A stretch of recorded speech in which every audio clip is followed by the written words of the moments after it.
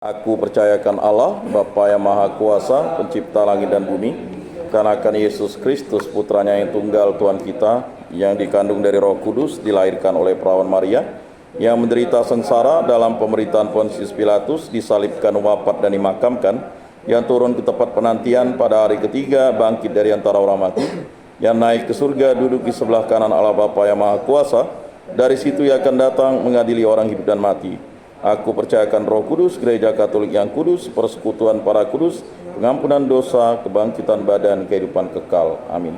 Mari kita menyampaikan doa-doa permohonan kita.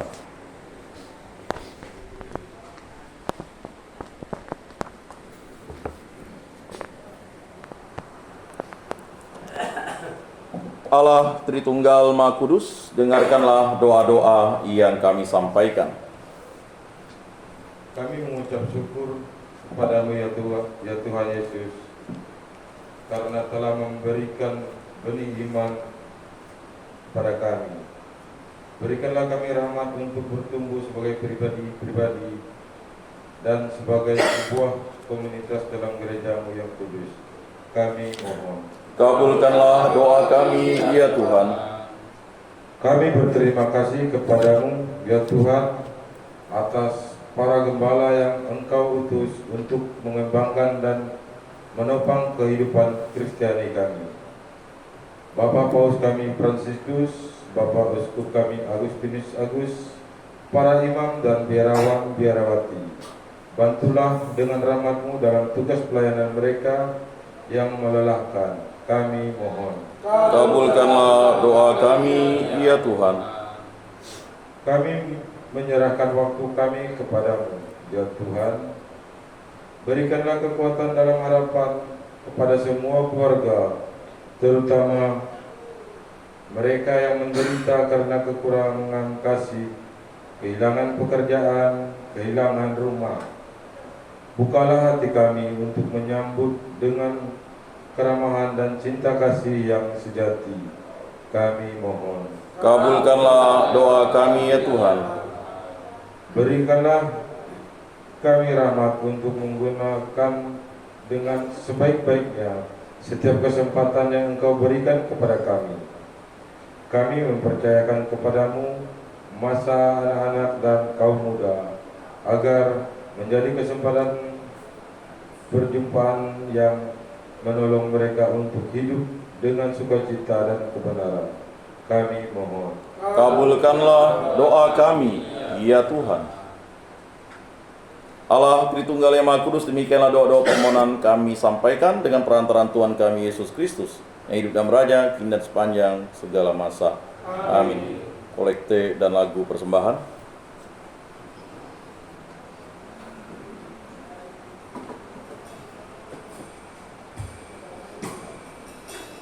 Al-Baqi 624 624.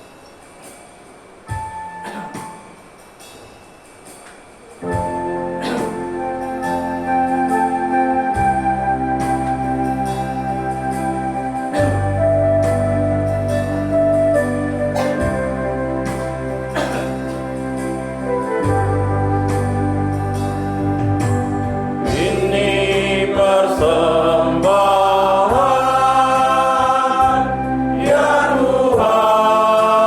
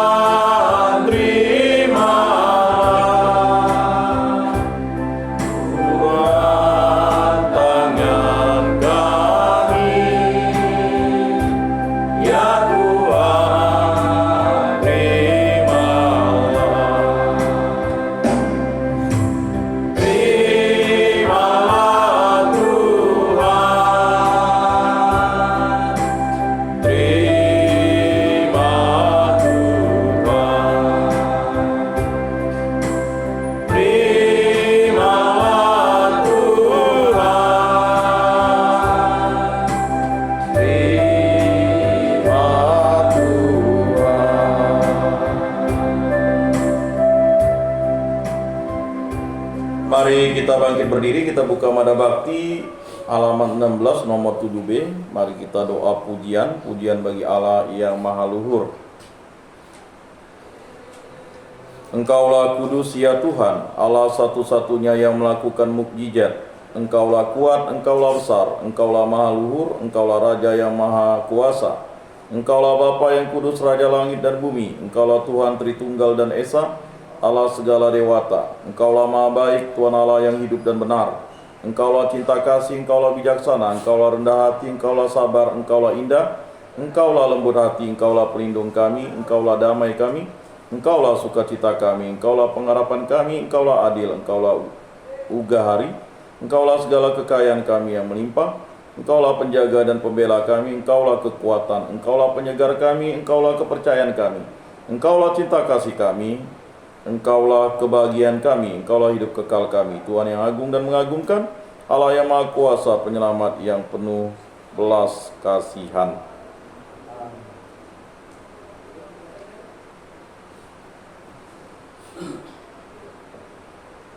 Marilah kita menyatukan semua doa, persembahan, dan hidup kita dengan doa yang diajarkan oleh Tuhan Yesus Kristus.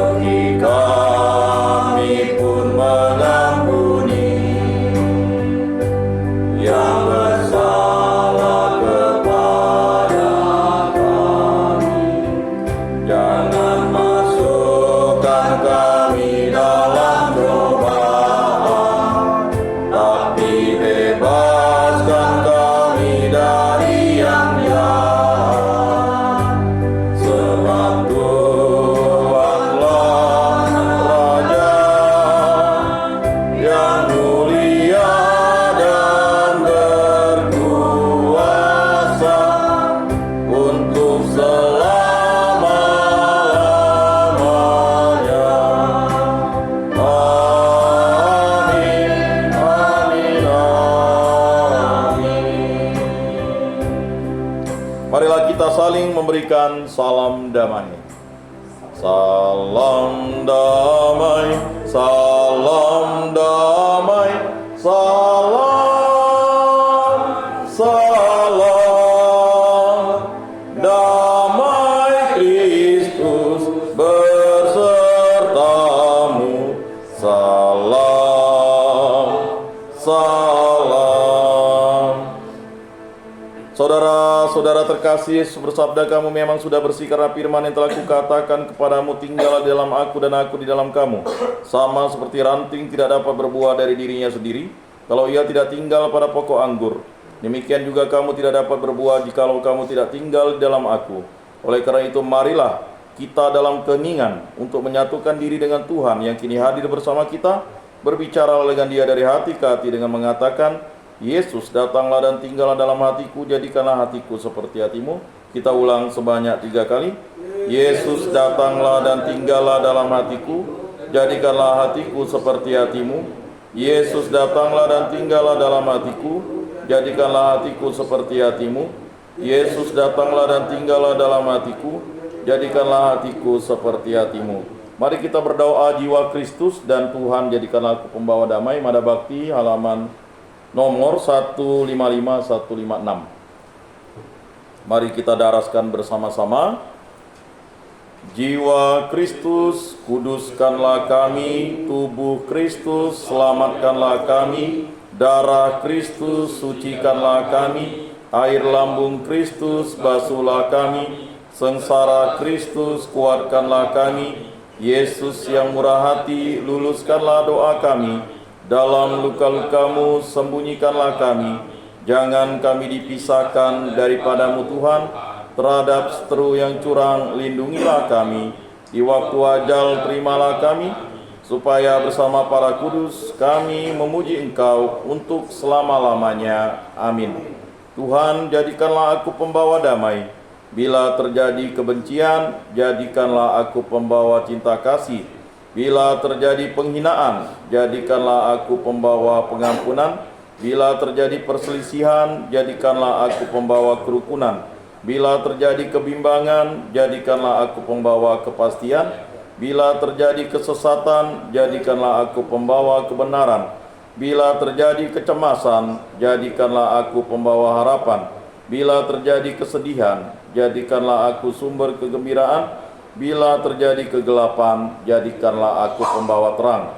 Tuhan, semoga aku lebih ingin menghibur daripada dihibur, memahami daripada dipahami, mencintai daripada dicintai. Sebab dengan memberi kami menerima, dengan mengampuni kami diampuni, dengan mati suci kami bangkit lagi untuk hidup selama-lamanya. Amin.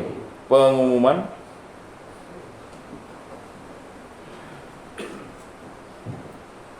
Shalom. Salam. Salve. Salve.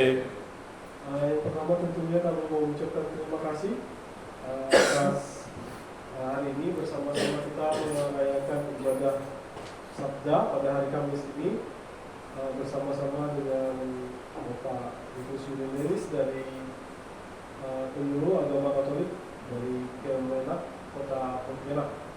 Dan tentunya Bapak, kami juga mengharapkan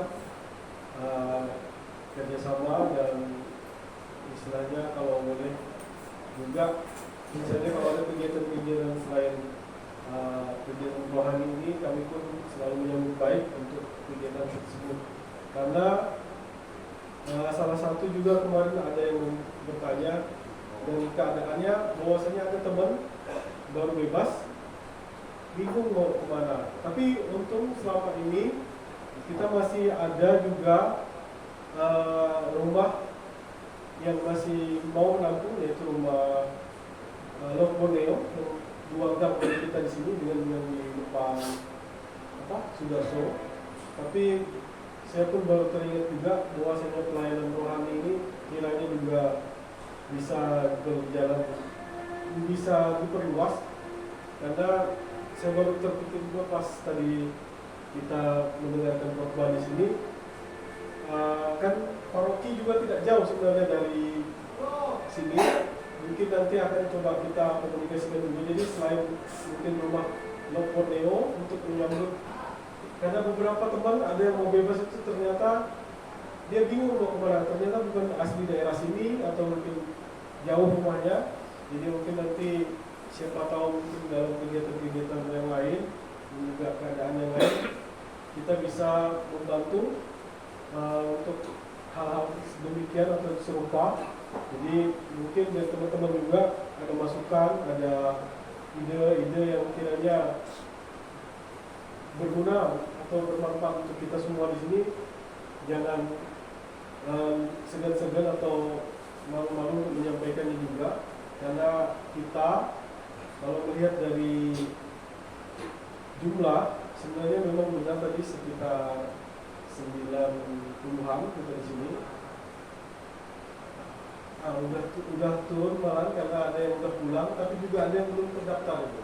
Karena ada yang baru datang, karena di depan itu terakhir saya ingat kemarin kita udah 1.000 lebih kita ada di sini.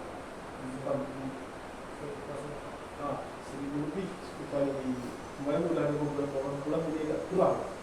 Jadi bagaimana caranya juga kita membantu selain ngajak ke gereja atau mungkin ibadah di sini, satu-satunya tempat yang mungkin lebih lumayan dibanding kamar lain. Jadi itu salah satu informasi yang mungkin ke depan kita bisa pikirkan, dan kiranya teman-teman juga tidak lemah-lemah atau tidak berkurang semangatnya dalam beribadah, karena walaupun mungkin tidak sebagai faktor paling utama dalam untuk program dan remisi dan dua ketiga atau dan sebagainya, tapi tetap yakin dan percayalah bahwasanya lewat ibadah, lewat kegiatan yang ada di sini yang membantu baik kita secara psikis maupun juga secara mental. Saya pikir manfaatkan walaupun mungkin terbatas keberadaan gereja Ekumene ini. Jadi kita patut bersyukur dan tetap menjaganya untuk tetap selalu beroperasi dengan baik. Jadi itu saja dari kami. Sekali lagi terima kasih juga untuk kita semua yang sudah hadir. Tidak lupa cuaca ekstrim, jaga kesehatan, karena saya juga kayaknya mulai terserang batuk ini, pilek. Jadi untuk kita semua kiranya tetap selalu semangat, tetap selalu bersuka cita, bergembira di dalam Tuhan kita Yesus Kristus, dan kompak selalu dalam Tuhan kita Yesus Kristus. Itu saja dari kami. Sekali lagi terima kasih untuk kita semua, Pak Yunus. Sampaikan salam untuk Pak Lus ya. Atau Pak Scott? Yang Pembimas yang dulu pernah sini? Oh, Pak Bartolomé Sarosi. Terima kasih. Kalau memang ada bisa diagendakan acara-acara dari Kemendak untuk kami di sini, kita selalu buka komunikasi untuk itu. Sekali lagi terima kasih. Tuhan Yesus memberkati kita semua. Shalom. Sampai. Baik, terima kasih Pak Andre atas masukan-masukannya. Saya selaku penyuluh agama Katolik bergembira jika ada hal-hal yang memang bisa saya bantu. Saya akan berusaha juga mengajak para mahasiswa Katolik. Kemarin sudah saya ajak, tapi mungkin karena kuliah mereka tidak hadir. Supaya untuk melihat juga situasi umat kita yang berada di binaan-binaan khusus ini ya. Dan memang hambatan yang pertama adalah masalah waktu, karena memang untuk waktu-waktu jam kerja kan mereka kuliah atau kerja ya, bagi komunitas-komunitas lainnya. Dan nanti tidak jebu-jebunya saya soundingkan juga untuk bisa menghadirkan mereka di tempat ini. Cuman ya itu tadi, karena waktu dan juga pekerjaan-pekerjaan kita maklum lah ya. Kemudian juga yang kedua tadi mengenai setelah bebas mau jadi apa. Nah inilah yang saya katakan tadi, itu seharusnya memang jangan keluar dari grup kalau punya WA. Seharusnya memang ya ketika sudah bebas itu harusnya tetap dibina. Nah proses pembinaannya itu ya mungkin kalau itu tadi ide yang mungkin tidak terpikirkan oleh kami, akan coba saya sampaikan kepada komunitas-komunitas. Juga nanti tolong disoundingkan juga. Misalnya nanti dari paroki Gembala Baik, ini kalau mereka ini sudah bebas nih gimana pastor? Ya, apakah mereka itu ya kan bisa diberdayakan dulu ya kan? Ya seperti di karantina atau dibina dulu di paroki, ya kan, relawan kerja di situ ya. Untuk sementara waktu ya. Dan akan saya soundingkan juga dengan aktivis-aktivis gereja untuk menerima mereka di paroki dulu. Ya, bukan untuk mengatakan mereka sudah bebas lalu mereka belum siap ya, tetapi mungkin dengan kegiatan pelayanan di gereja mereka diusahakan untuk bisa menjadi relawan-relawan yang nanti bukan mengupgrade tetapi memberikan yang namanya nilai positif bagi masyarakat dan umat lah. Jadi kita tidak bisa menyalahkan masyarakat dan umat atas stigmatisasi yang bapak saudara-saudara dapatkan di tempat ini. Itu stigma negatif itu kan karena media-media juga, media mainstream juga menggambarkan kehidupan seperti itu ya. Dulu kita belum masuk di tempat ini kan media-media seperti film, sinetron kan menggambarkan kehidupannya seperti ini begitu. Ketika orang sudah menangkap itu di otak kecilnya, ya orang juga akan beranggapan seperti itu. Nah itu juga harus disadari oleh bapak-bapak, saudara-saudara. Makanya peran serta dari keluarga untuk mendukung bapak-bapak, saudara-saudara ini harus dilibatkan. Jadi istri, anak-anak itu harus membiasakan diri untuk menerima kenyataan bahwa bapak-bapak atau saudara-saudara itu menjalani ya pembinaan di tempat ini, baik rehabilitasi, baik apapun ya, itu ya dengan sukacita dan ada perubahan nyata. Karena untuk meyakinkan seseorang itu tidak mudah, karena nilai setitik rusak susu sebelanga.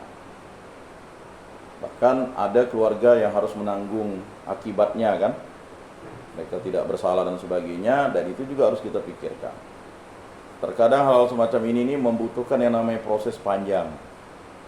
Dan terkadang itu tadi, ya ketika ada sudah keluar di tempat ini, misalnya ada barang hilang, serasa kita lah yang tertuduh, kan? Dan keluarga kita mulai cemas. Ya. Karena apa? Ada stigmatisasi. Ya. Dan sekarang ada stigmatisasi yang kuat di suatu daerah.